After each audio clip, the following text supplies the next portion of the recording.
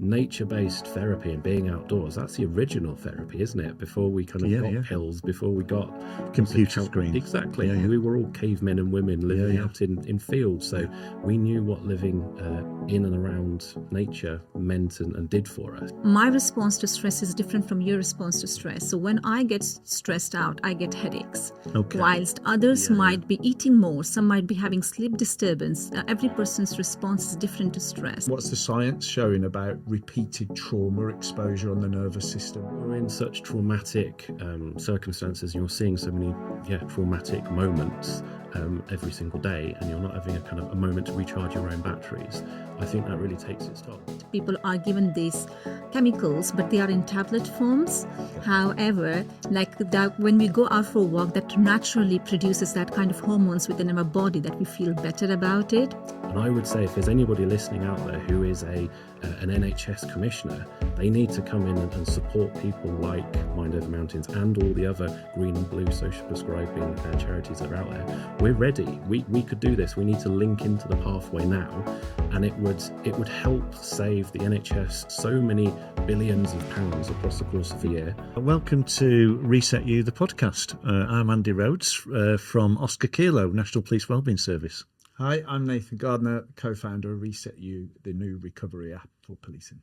Hi everyone, I'm Fazaleet Duran. I'm an assistant professor in psychology at the University of Birmingham.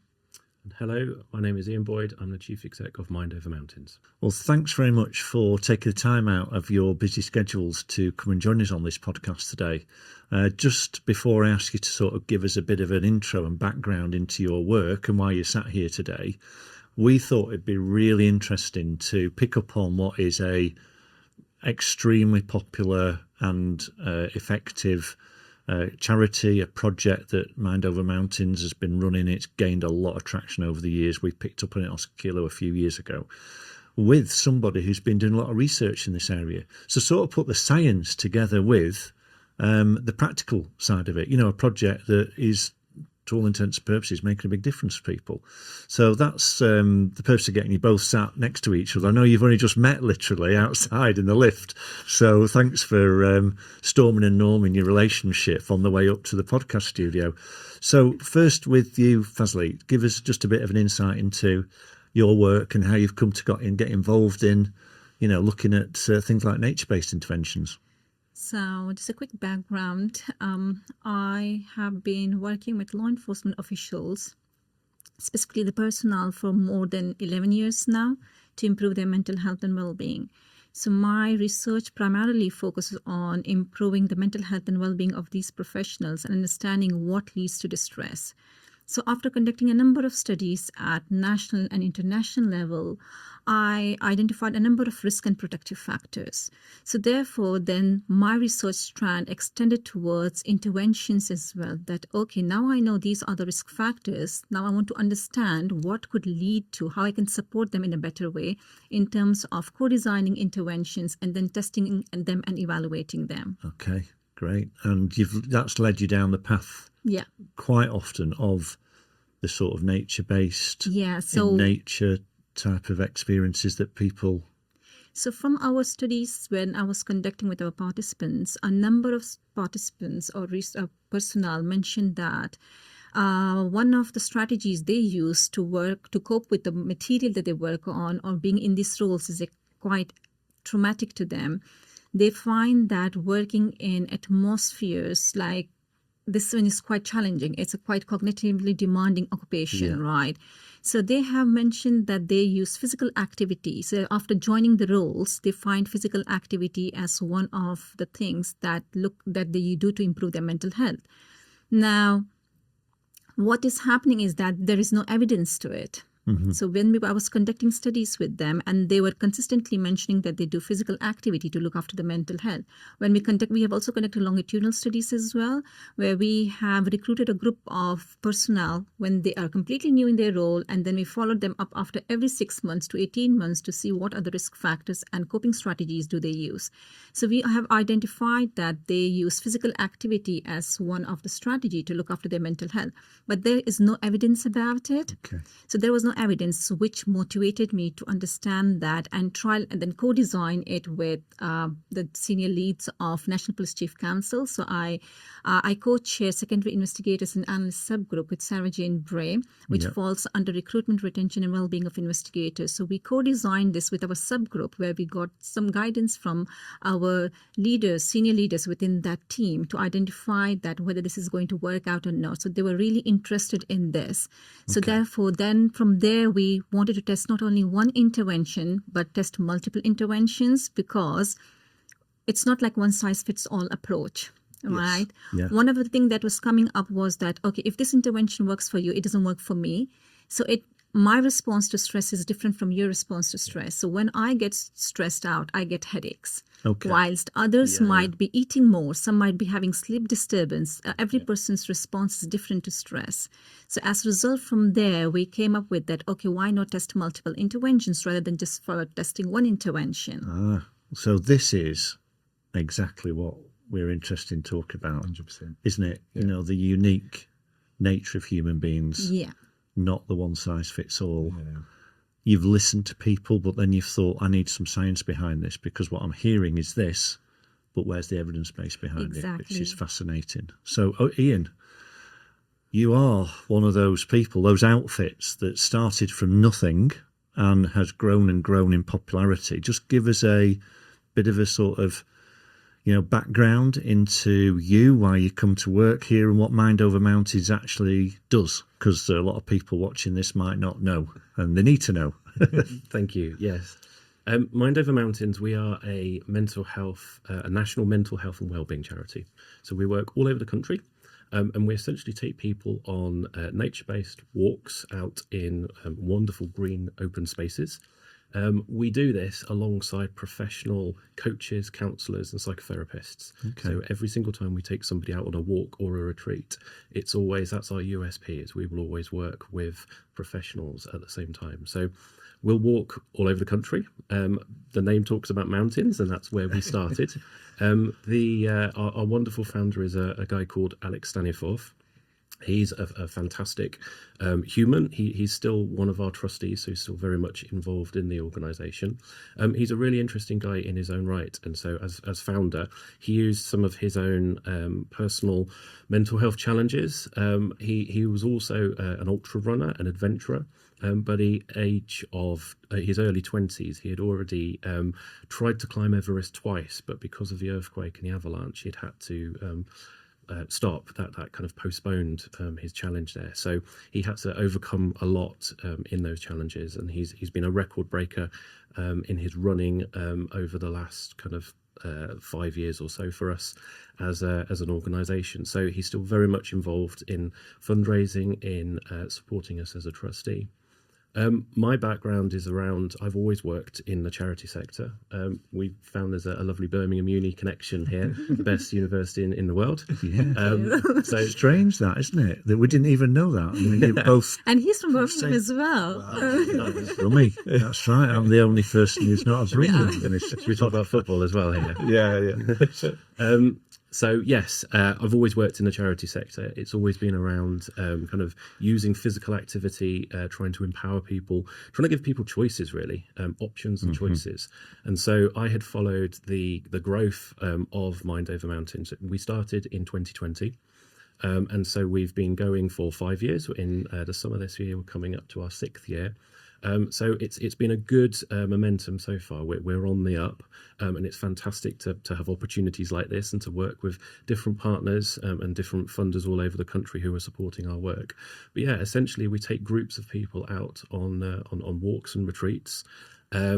In particular with the police, we've got a great relationship with lots of different emergency services. So not just the police, but obviously for this conversation, we've worked very closely with Cambridgeshire police force for the last number of years. And so it's wonderful to see when a police force, they take the the well-being of their workforce well, Yes. and they look after them. Yeah. So to be able to put money into supporting people, whether that's through training, whether that is through coming out on these different types of walks, it's wonderful to see them supporting. It's that kind of who cares for the carers mentality. So there's lots of emergency services all over the country, Paramedics, Exactly. firefighters, nurses. Yeah. And so if we can be part of a little bit of support for them, that's fantastic when we're able to kind of look at that bigger picture and supporting the emergency services. Okay. And what are you seeing when these people are attending your sort of retreats? You mentioned obviously Cambridgeshire Police and stuff. What would your view? Exhausted? What's the state? I was going to use that word. I was going to say tired. That there's a lot of tiredness out there. There's people who are running on empty. When you're in such traumatic circumstances and you're seeing so many traumatic moments every single day, and you're not having a moment to recharge your own batteries, I think that really takes its toll. And so if you're doing that kind of day after day, but then you get a holiday and a break, you can relax a little bit and you can kind of bring yourself back to whatever normal is. But if you don't have a moment to do that, it just it builds and it builds and it builds. And so yes, we will be working with people and trying to support people who have not had a break, have not had a moment to recharge batteries, have not had a moment to really stop and think about themselves, their own mental health, their own well-being. They've been so busy literally fighting fires or doing things for other people that they haven't had a moment to really stop and think about themselves. And I think one of the really lovely parts of our work is it's giving people that opportunity to really just stop and have a personal moment to reflect on themselves. When did somebody last give you a weekend just to kind of stop and say, how are you? How are you doing? Are you okay? Do you want to talk about anything? So powerful, isn't it? It really is. Fazaleet, from your point of view, you're hearing Ian speaking. I know, I would imagine, the work that you've done to deep dive into this, you're thinking, I recognise some elements of that. When Ian's talking about, answering Nathan's question, what's coming into your mind around what you've seen in the research? Let's sort of try to define from the research what these golden elements of this type of opportunity are. One of the things I would say, while Ian was mentioning about different things of like when do you get the opportunity to pause and reflect, is what is reset for me. Right. It is for me that, and this is what is coming up consistently within our findings as well, that there is no opportunity to pause and reflect on your experiences and then think about how I can look after myself in a healthy way, how I can motivate myself. So that is a reset for me as well. And that is being consistently within our research. Now, what happens in the research, it is quite evident that nature, regular physical activity has positive association with mental health outcomes. It lowers your stress levels, it lowers your depression and reduces fatigue and improves your mood as well. And it improves overall well-being as well. But when we are in nature and doing physical activity, that's an additional beneficial point, I would say, adding more benefits to it.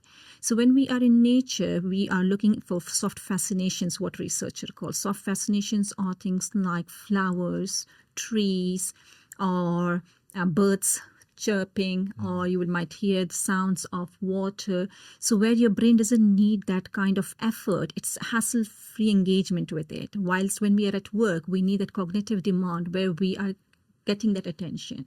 Whilst when we are in nature, our brain automatically start engaging it because we don't need that kind of effort to engage with these kind of settings. So as a result, our brain goes into that mode of relaxation, due to which we are having we feel better.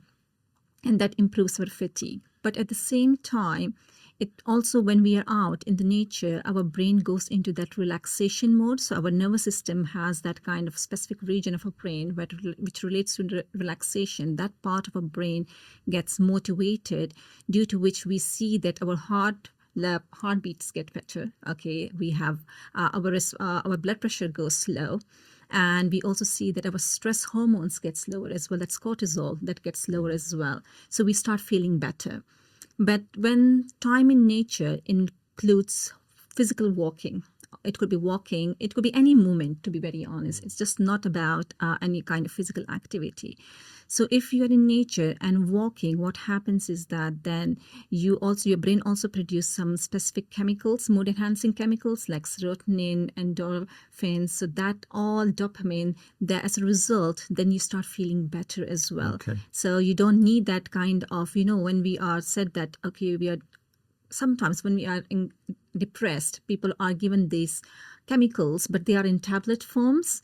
Okay. However, like that, when we go out for a walk, that naturally produces that kind of hormones within our body that we feel better about it. Okay. It's more around Yeah, those yeah. lines. It's so interesting. I love the phrase there, that hassle-free sort of like thinking. It's interesting what you said also about over the last 3 years, I've done a lot of work in policing where we've used wearables. We focus on sleep, fatigue and recovery. We issued wearables to people and we got them to look at that. And we've been able to collect some data and look at kind of stuff like heart rate variability, kind of sleep patterns, fatigue levels. And what's really interesting is one of the phrases that's probably come out of it is that we're probably dealing with a lot of people that have got exhausted nervous systems, without getting too scientific. Yeah. But there's this level of exhaustion. Yeah. What would you say, and what's the science showing about repeated trauma exposure on the nervous system? Is it, I'm guessing that the science is showing repeated trauma and then that nervous system kind of shuts down. Yeah, kind of like. So what is the science around that? So when we are talking about repeated exposure to trauma, so when normally what happens is that when we are exposed to trauma, it could be one event. Once these high-risk professionals, they are repeatedly exposed to trauma. So when they're repeatedly exposed to trauma, we did a brain imaging study for that to understand what happens when an individual is repeatedly exposed to trauma. So we took a group of like 22 participants who were completely fresh from the university and they joined these policing roles. They were more in civilian roles and who were working as an analyst or investigators. So we took them and we scanned their brain. Okay, and we at the same time we also measured their. They also completed some questionnaires as well, and we also conducted interviews with them because we wanted to get more authentic and reliable evidence. So when we scanned them when they were new in the roles, and then we scanned them between 12 to 18 months again, that is after 12 months in their roles, and we saw that within our specific regions of our brain there was gray matter volume reduction. Now let me tell you what is that. So our brain has white matter and gray matter. I'll be specifically focusing on gray matter volume reduction. So in our brain, when there is gray matter volume reduction, there are specific regions in our brain where the oxygen supply is less, due to which the nerves within that area starts dying. As a result, there is a gray matter volume reduction in that specific area of brain. And when that happens, we have found that there are gray matter volume reduction in amygdala, prefrontal cortex, and hippocampus, which are related to mental ill health outcomes. For example, depression symptoms, PTSD symptoms, emotion dysregulation. We also found that there was gray matter volume reduction in temporal parietal junction. Sorry, I'm being too scientific here now. But there are specific regions in the brain. Now, temporal parietal junction is related to mentalizing. So if this particular region of brain has less gray matter volume reduction, you would not be seeking help a lot. Okay. So at times we say that why this particular personnel is not seeking help. It could be that is gray matter volume reduction in their brain. Now I am that specific region of the brain. Now I'm further interested in, like we say that these interventions work. I want to put them in the scanner and see that before and after, that do these interventions actually work. The trauma damages the brain. Yeah, exactly. And de facto the nervous system. You're saying that you've seen that happen with studies with people who've been exposed to repeated trauma. And that accompanying that is a lack of awareness or a willingness or ability to reach out, help-seeking behaviours. So we've got the perfect storm. Yeah. We've got someone who's getting the damage but isn't aware of this happening and isn't reaching out. And we see that probably a lot in emergency services, etc., etc. So if we just come over to Ian in a second, in terms of, you're seeing a lot of people, human beings, and you're seeing the condition, as Nathan says, that they're arriving in. We want to see evidence that this is actually helping this recover, right? So, because the experts in trauma will say this can be recovered, with various forms of support and treatment, etc. Exactly. So are you saying, Fazaleet, that this can be recovered, that the brain can heal? Yes, it's like neuroplasticity, like how we Yeah. say that when an individual has a brain injury, they recover, Yeah. isn't it? Yeah. After some time period, they do recover, but how much time do they require depends upon individual as well. Okay. Like you said, that the personal circumstances matter as well. So there are other factors that Very come in as well. individualistic. Yeah, it's quite individualistic. Yeah. So similarly, yeah, it does, but it will be very interesting to see that if we are saying that does this work? Does it actually work?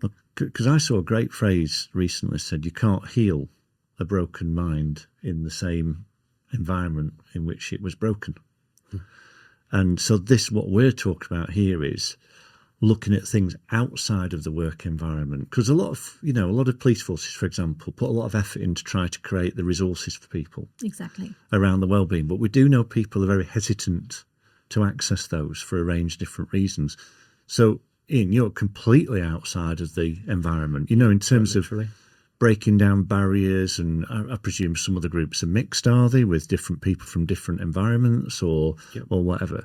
What's your take on what Fazaleet's saying there about, relating it to what you're seeing? Yeah, so when I talked about the walks and the retreats that we do, some of our walks are open, which means that anybody from all over, a member of the public, can just come along. They're free. Okay. We fundraise, so they're free at the point of entry. Right. And some are commissioned, so like the police Yeah. force is a commissioned one, and it's just for people within the police service.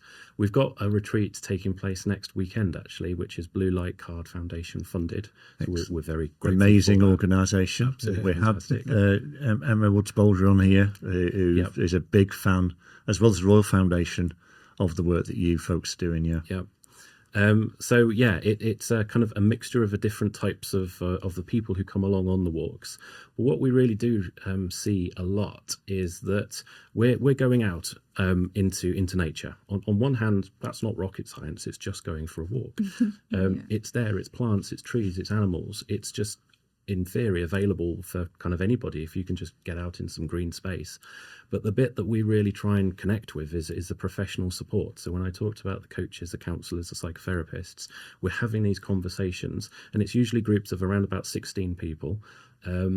We've got a little bit of walking, obviously, so that's physical activity. We've got a little bit of nature-based therapy, because we're outside. We're doing this alongside trees and plants and animals and forests, and you can be there's green social prescribing and there's blue social prescribing.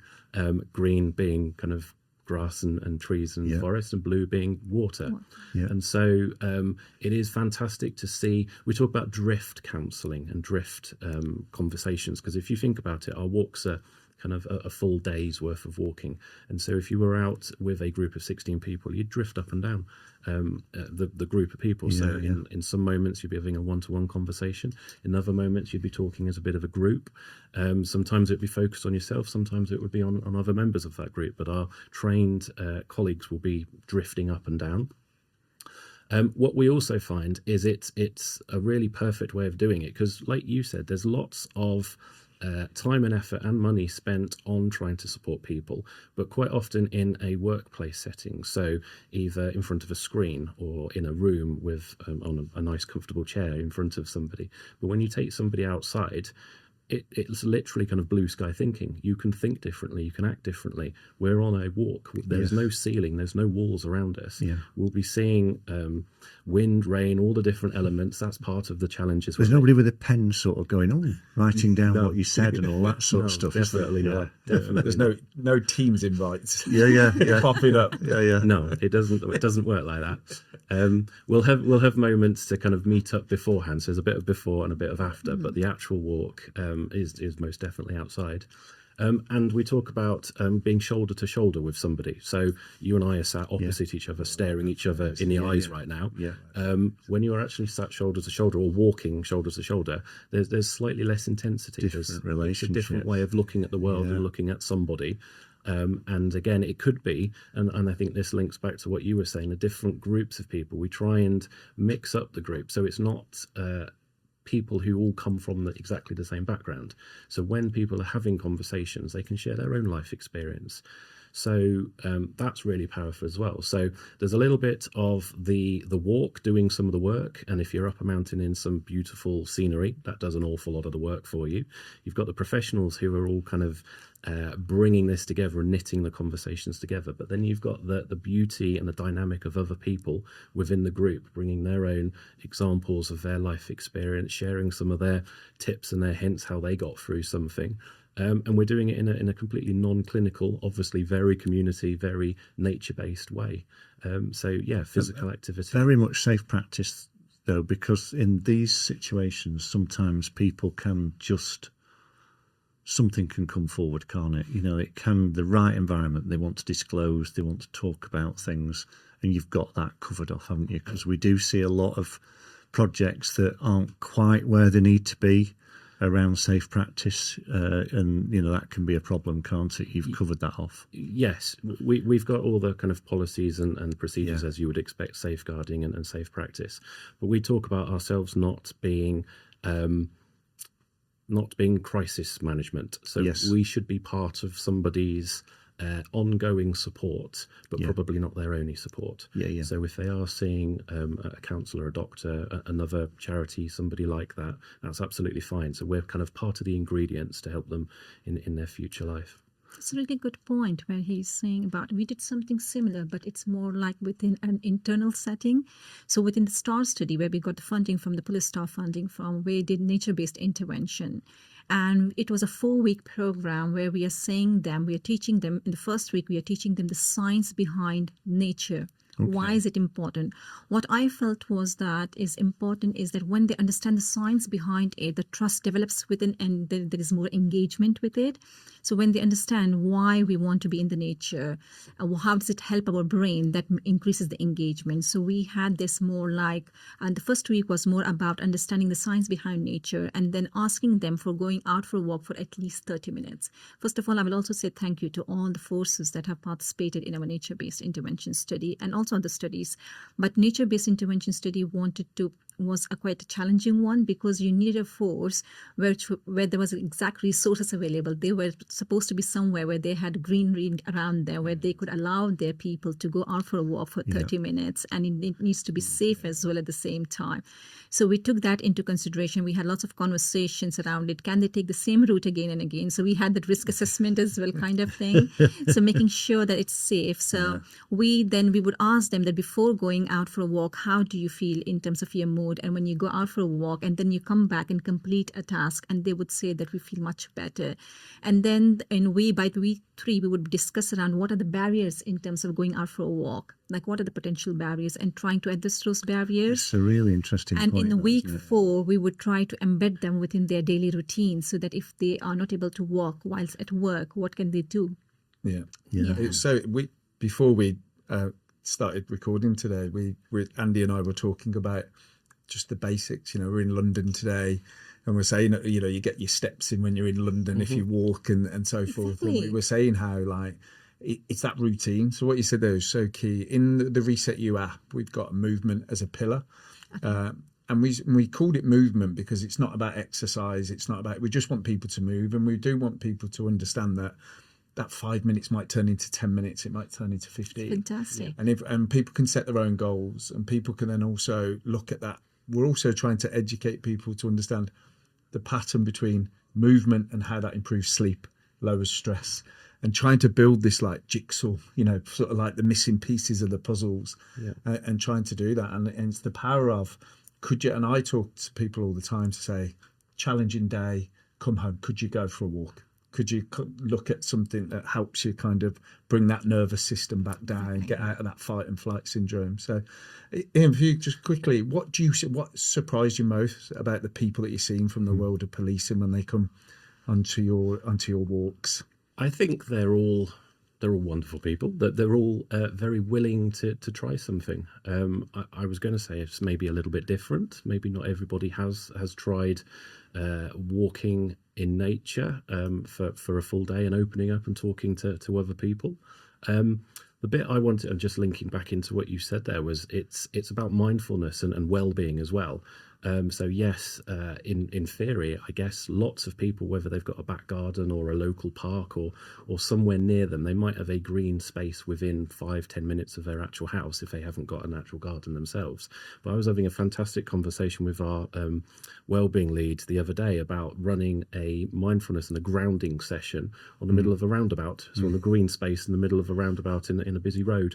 So yes, there's all the kind of the challenges of getting onto that road and staying safe, but we can do it sitting in this chair, feeling grounded, we've got plants surrounding us. Exactly. So it doesn't matter if you're in the middle of London. I completely agree about the walks and the footsteps that you can get going across the city, but you can find these moments of mindfulness, and it's just about kind of stopping and having those moments all at the same time. I'm so glad. It's exactly what we are telling them within those sessions, like be mindful when you're walking. It's just not that when you go out for a walk, you need to discuss about work you have working on. It's more about thinking mindfully. When you're in nature, walk mindfully, think about the leaves and grass, and be more mindful around your surroundings. Yep. So we had some participants who had these barriers who said that we can't go out for a walk, but they would like to because the performance was more important to them.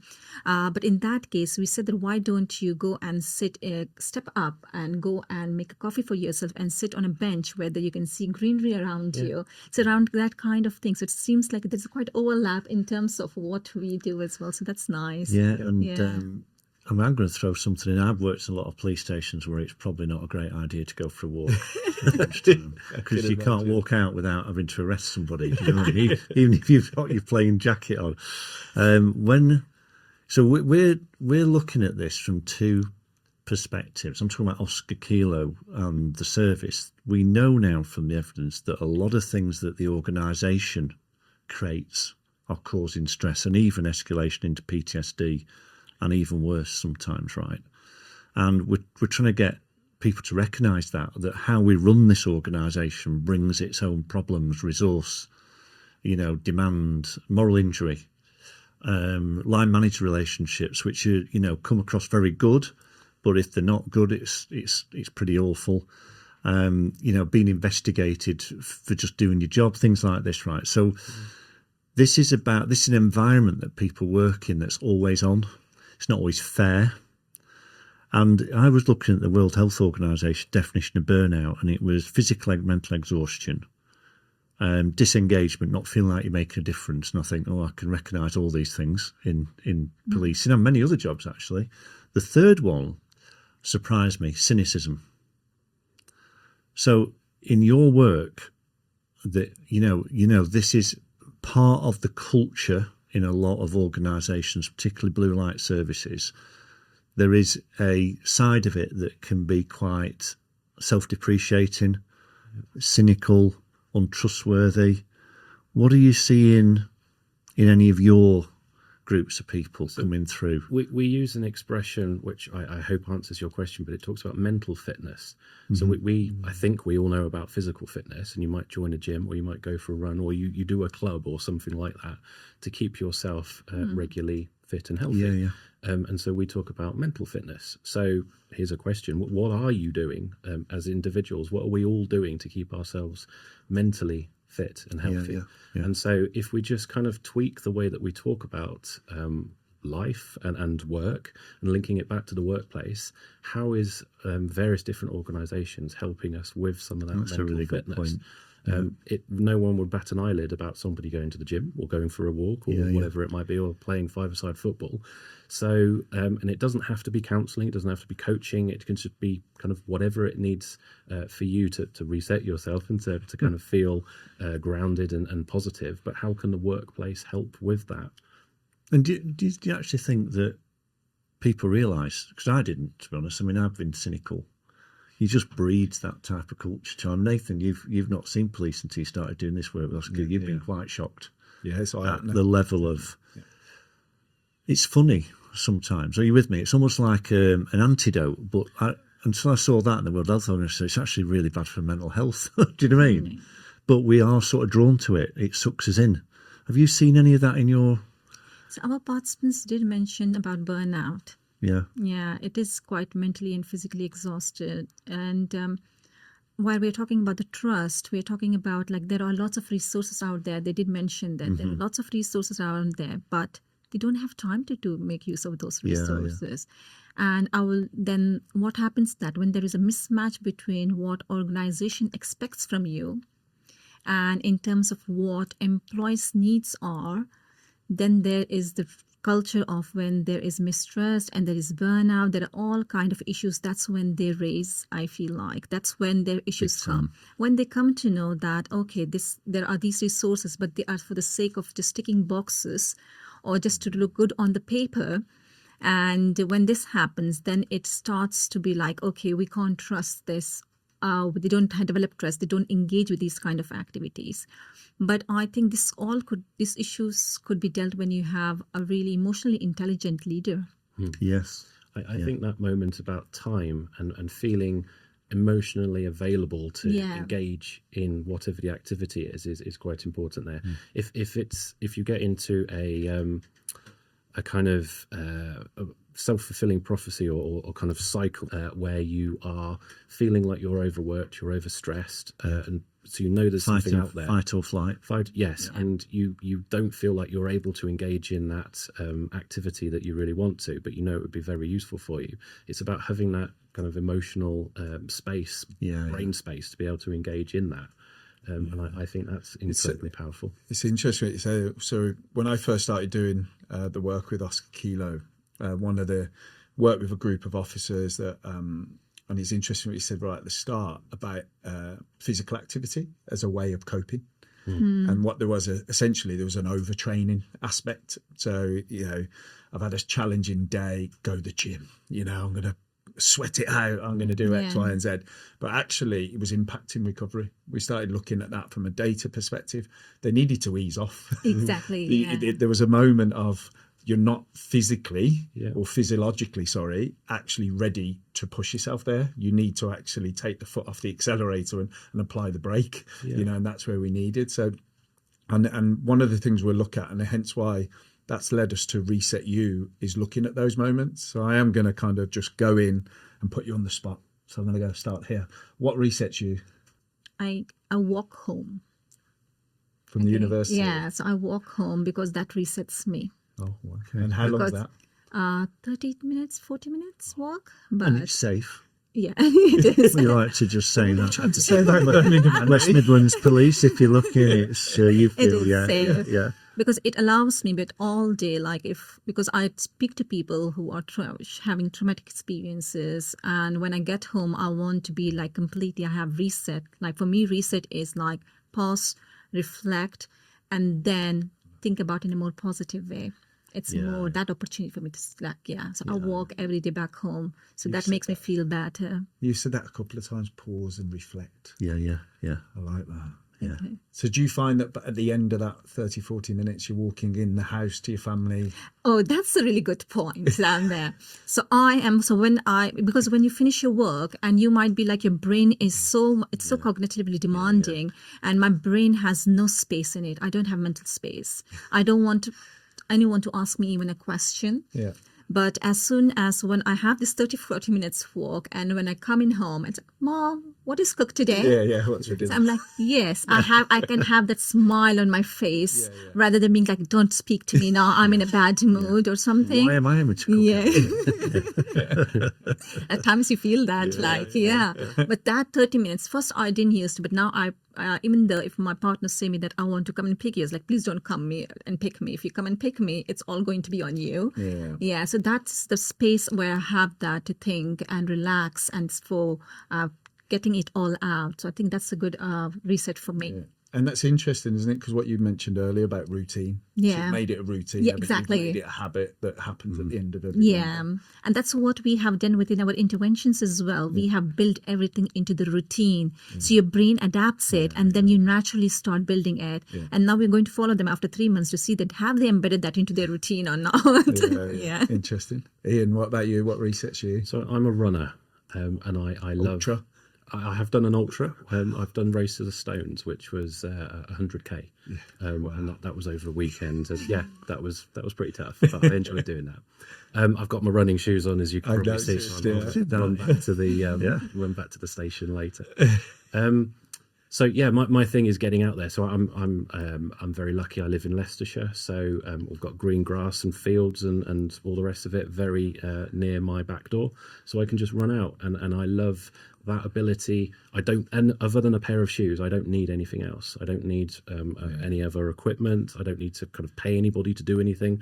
I can literally just run out. And by the bottom of the end of my road, so within about 2 minutes of my house, I've timed it, there is my favourite walk, which is next to a stream. It's a trail. It's kind of through an arch of trees, and it just goes for 2 or 3 miles. So I can disappear off in that. I've got the cows and the sheep on one side, a forest, like I say, and the water bubbling away, sometimes flooded. Often, right now, it's covered in mud. Yeah. So I love mud as well. There's something weird about mud, but I do like getting really, really muddy, kind of in that rocky moment, charging through all the. It's like a childhood thing, that, isn't it? You know, cause, you know, if you're a runner, they do tell you, don't they? If we've forgotten to run like children, we do, don't we? You know, we don't run on the front of our feet like your little kids do, and have fun. Yeah. You know, and see running around as fun. Yeah. You know what I mean? I've got a 10-year-old daughter, and she spends most of her time just running. Yeah, everywhere. running around. Yeah, so having a laugh. Doesn't walk too much, just runs everywhere. So I see that. Yeah. So you're like blending all the ingredients of Mind Over Mountains in. So you've got the stream animals, fresh air. I do say, when people were I joined in October last year, and so people were very kind and very friendly as they were welcoming into the charity. But it's basically my dream job. It's everything that I've done in my own personal life, in my qualifications. It's what I've done in my charitable life building up to this moment. And so it's blending everything together, but trying to kind of live that moment myself in my own life. So I know it makes me going for a run, like you say, at the end of the day, when you're cognitively full, it makes me a better husband, it makes me a better father, it makes me a better CEO of the charity. I can get angry when I'm running.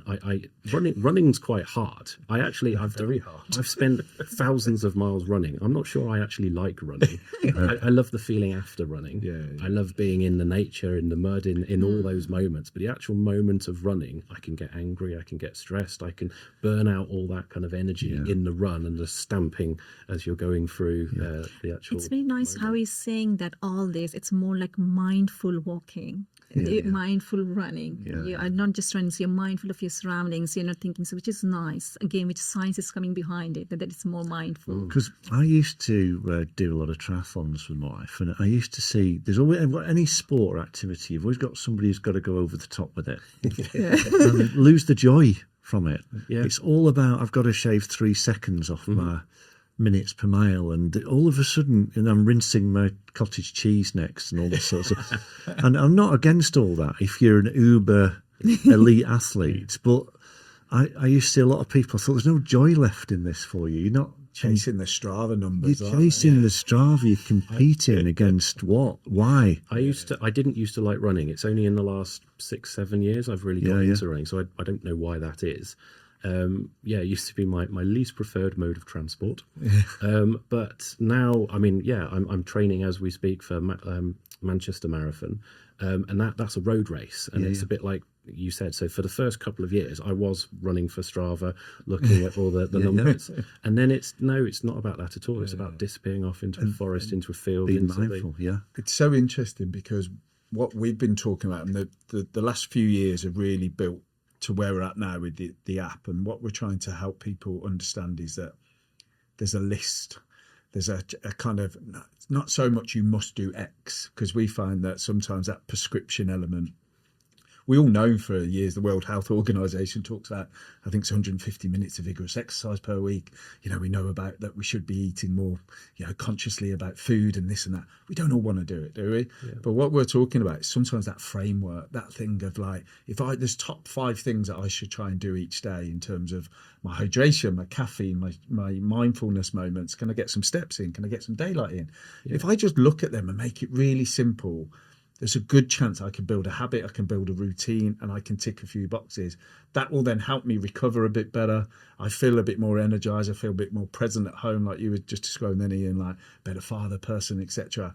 And sometimes it is about that, isn't it? It's about going, right, let's not overcomplicate this. And I think that we live in a world where overcomplication is there. And it's like we get baffled by the science a little bit. Can we break that down? But also there's keep it simple, but also see it so it's the impact of saying, well, actually, if I do X, Y, and Z, I feel better for it. I feel more mentally restored. I feel more physically restored. And that's what we're trying to achieve with the app through this as well. Can I come in on that? And it links into something you both, I think, used the word prescription or pill. And that's what, if I could kind of wave a magic wand, it would be to kind of jump into that part of the conversation, in that we represent green social prescribers. So there's a whole kind of sector, a whole group of charities and organisations out there who are doing this fantastic work. We're obviously doing it through the lens of Mind Over Mountains. Social prescribing should be, in my opinion, linked into every single NHS trust. Every commissioner, every GP should understand exactly what this is. There are pockets around the country where people get this and they're referring patients in, but instead of if somebody goes, and I'll just hypothetically, if somebody goes to the doctor who's a little bit overweight and is depressed and feels a little bit isolated, the doctor could hand them a packet of pills, tablets, say, go away, take those, come back and see me in 6 months. That helps the pharmaceutical companies. Just giving them the pills. What they could be doing is they could be referring, in our case, to Mind Over Mountains. You come and connect with another group of people, so you're less isolated. You're in that network of people. You're going off doing a bit of physical activity, you're getting that challenge and that adventure moment when you're going for the walk. And you're going in that green nature-based space. So the budgets really need to follow. I'm afraid this bit of the conversation kind of comes down to the money side of it, and the budget needs to follow. And I would say, if there's anybody listening out there who is an NHS commissioner, they need to come in and support people like Mind Over Mountains and all the other green and blue social prescribing charities that are out there. We're ready. We could do this. We need to link into the pathway now, and it would help save the NHS so many billions of pounds across the course of a year. And the thing is with it, Ian, that, what I was saying to you before, I heard that you'd put out 40 funded places and you had 700 applications. Yep. Right. Nobody's got that level of interest and demand for pills or psychotherapy, or I'm not saying they're wrong, because some people, they are essential. But that is people making a choice to voluntarily do something that's good for their health. And we should be just celebrating that, shouldn't we? Every bit of this. And saying, what we're going to do with the other 660 people? Why can't we get... Why? Yeah, we've got a waiting list. We do have a waiting list, but that would be like 20 years or something waiting. 100% agree with you. 100%. This is a really good point, what you said, that there is a difference between reset and recovery, I feel like. So when I was working on this... You've been looking at my questions, haven't you? Oh, sorry. I've got a similar one. I've got a similar question. Sorry, Quite right. I feel like... I'm sorry, but it's too tiny to look for. But I feel reset is something for, like I have said many times, pause and reflect. But recovery is, because when I was conducting this intervention study with our participants, I found that there was something else other than lowering their symptoms of distress. There were a group of people who were engaged within interventions, and they wanted to connect with people. They wanted to have good quality of life back and recharge or regain that kind of trust or confidence within themselves. It was more around not just, if you think about the people who are showing interest, like this links back to what there are 700 people who are interested in doing these kind of activities. So that means that there is 700 people having hope to thrive. And they're engaged. Yeah, and they want to engage. So there is a hope to thrive and engage and improve their relationships, their connectedness and sense of purpose in life, it seems like. So it is not that we just need to depend on these medications. I'm not saying they're wrong. I'm a psychologist myself. But I think we need the nature therapy can work more like, I would say, a motivator. It's a complement, I would say. we should not replace these therapies, but they can act as a complement to it, where you are, because I did read something around those lines. I can't remember at the top of my head who the researcher was, but they said that when people in the nature, they are more engaged with therapies as well. Yeah. Then they go and ask for help. They know what it is. Because, and as you know, I'm married to a psychologist. Yeah. You have got to want to be there. Exactly. Because it's tough work. If you don't want to be there. You have 6 sessions, and she'll say, if I'm trying to get someone, it takes me 4 sessions to get them to even realise that this is something that they need to engage with. Then we've got 2 sessions left. Yeah. Do you know what I mean? Yeah. And most people do get, unfortunately, 6 sessions on the telephone, don't they? Yeah, they're just 6, yeah. Yeah. So, sort of coming to the wrap up really of our, I think we could go on for a bit, studio for another couple of hours and get some food in and go for a walk with Ian, or maybe not a run around Borough Market or something. But we've set up the app with on the prime real estate on the front is Blue Light Card Foundation, straight through off the app into their amazing website where they have stacks of great stuff that they fund. There's a limit to what they can fund. What we want to do, Ian, is, we want to open up this channel so people are more aware of it, so we can lobby for more funding for these types of things and create this psychologically safe space where people can make choices as to what they want to do. And people are coming to you because they've seen this advertised in their own organisation, or I know you do the community stuff, but talk about the police now. It's been promoted, hasn't it, internally as a good thing to do. Yep. And they've as Fazaleet said, I've got some hope this is going to help me. And is that the main way people are accessing you, from seeing your materials and your promotional? Yes, there's a number of different kind of referral routes, and some of it is through social prescribers, but a lot of it, particularly for the police, is through their own police force. Promoting so we this can, stuff. through the and news. Peers maybe saying, I went on it. Yeah, we will have a cohort now of probably about 100 people over the last 5 years or so who over the country have been through one of our walks or our retreats. Wow. Who's a serving police Who person go or back and ex-police. speak to their friends. We do have a lot of returning participants as well. So some people see the value. I think hope's a really powerful word and a really useful word in all of this. Really good. And some of it's about the individual themselves feeling hopeful about their own situations and their own kind of future, but some of it's about the hope from the organisation's point of view of wanting to put the budget in there, of seeing the value of these maybe slightly different ways of working.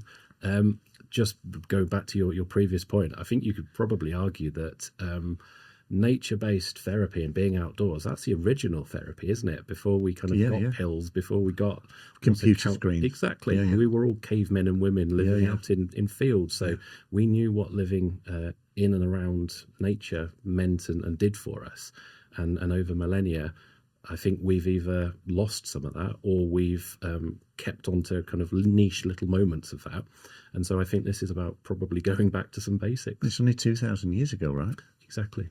So we've not evolved. This is all the circadian science, of course, isn't it, Nathan? In terms of, we used to sleep when the sun went down, wake up when the sun came up. We didn't have technology. We didn't have work-related stress. We try and talk now. So with there's a lot of science around circadian rhythms and circadian disruptions and sleep fragmentations, and we put lots of fancy words to a lot of things. But if we break it down, that's what we're trying to do through the app, is give people an understanding that actually the power of morning sunlight.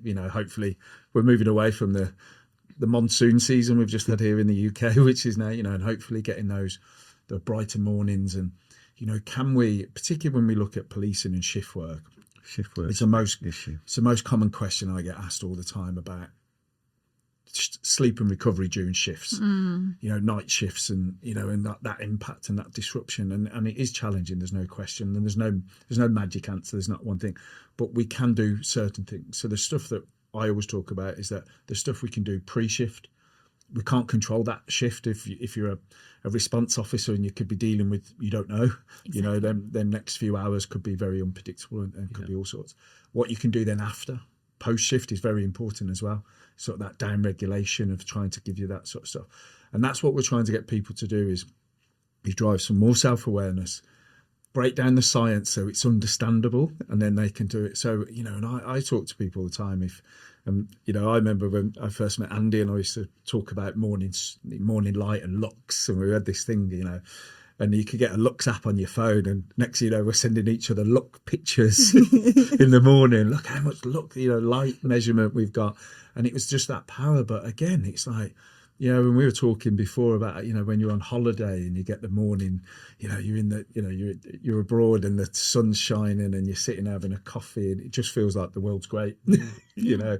But we can still do that here, you know, and there's certain things that we can do that can help ourselves. And that's what we're trying to do through the app. It's very person-centred, actually. The whole thing is that, you know, people have a lot of their own solutions. You've got to tackle the work stuff, and we're doing all sorts to try to get into that. It's not easy. But people need choices, and they need to be empowered. I think that's a word you've both used. And we need to see humans as people who've got their own solutions, and we need to help them find out what they are and give them access to things that really help them as well. So it just remains for me to thank you both. We've had a fascinating conversation there. We would love to carry on doing this, actually, but our clock has run out. The alarm bell's gone. Thanks for making the journey down here today. Really appreciate it. I think people who are listening to this, when we get it out there, will find this fascinating. Hope, shoulder to shoulder. Just some great phrases that you've come out with there from the science and the practical side of what we've been talking about on today's podcast. So thank you very much. Yeah, thank you both. Thanks for your time, and thanks for your enthusiasm. Blown away with it. Thank you. Thank you. It was a pleasure.